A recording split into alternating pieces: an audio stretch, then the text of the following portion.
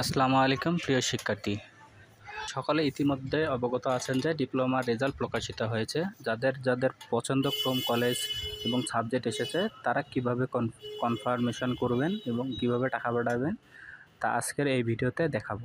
তো চলুন দেরি না করে শুরু করা যাক। তো এই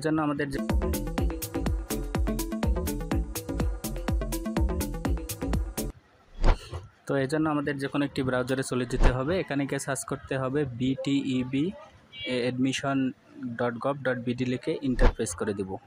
এরপর এরকম একটা ইন্টারফেস আসবে। এখানে দেখবো আবেদনকারী লগইন। আমরা আবেদনকারী লগইনে ক্লিক করে দিব।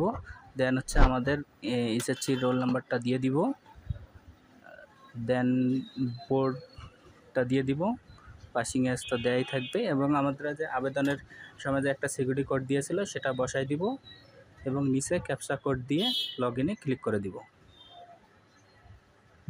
আমাদের ক্যাপচা কোড দেওয়া হয়ে গেলে আমরা লগইনে ক্লিক করে দেব। এরপর আমরা ভিউ রেজাল্টে ক্লিক করে দিব। এখানে দেখতে পাচ্ছেন যে নট অ্যাপ্রুভড, তার মানে আমরা টাকা পাঠাইনি, যার কারণে এখানে নট অ্যাপ্রুভড দেখা যাচ্ছে। তো আমাদের টাকা পাঠার কোডগুলো দেখতে পাচ্ছেন। তো এক এক ডিপ্লোমায় এক এক কোড দেওয়া আছে।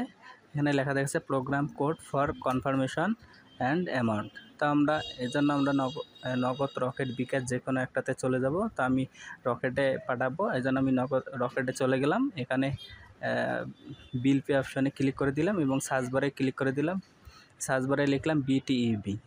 তো বিটিইবিতে ক্লিক করার পর প্রোগ্রাম কোডের জায়গায় আমাদের এখানে দেখতে পাচ্ছেন GDRC, এটা আমরা বসাই দিলাম। এরপর এসএসসি রোল নাম্বারটা বসাই দিলাম। নিচে হচ্ছে পাসিং ইয়ার্স, তো পাসিং ইয়ার্সটা ক্লিক করে দিবেন, বোর্ডটা সিলেক্ট করে দিবেন। দেন হচ্ছে আদার্সে ক্লিক করে দিয়ে ফোন নাম্বারটা আপনি যে ফোন নাম্বারটা দিয়ে আবেদন করেছিলেন সেই ফোন নাম্বারটা দিয়ে ভ্যালিডে ক্লিক করে দিবেন। এখানে আপনার আবেদনকারীর নাম এবং টাকা শো করবে। সব কিছু ঠিকঠাক থাকলে আমরা পাসওয়ার্ড দিয়ে আমাদের পেমেন্ট প্রক্রিয়া শেষ করে দিব। তো আমাদের পেমেন্ট প্রক্রিয়া শেষ করে দিব। তো আমাদের পেমেন্ট প্রক্রিয়া শেষ। এরপর আমরা আবার অ্যাপ্লিকেশনে চলে যাব। এখানে গিয়ে আমরা একবার রিফ্রেশ দিব।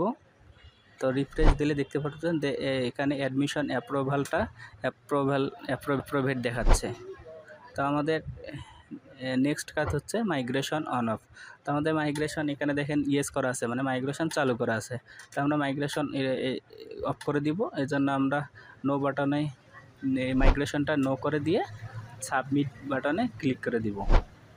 তো এখানে বড় করে লেখা আছে একবার অটো মাইগ্রেশন বন্ধ করলে পুনরায় চালু করা যাবে না। তাই খুব সতর্কতার সাথে মাইগ্রেশনটা অন অফ করে দিবেন।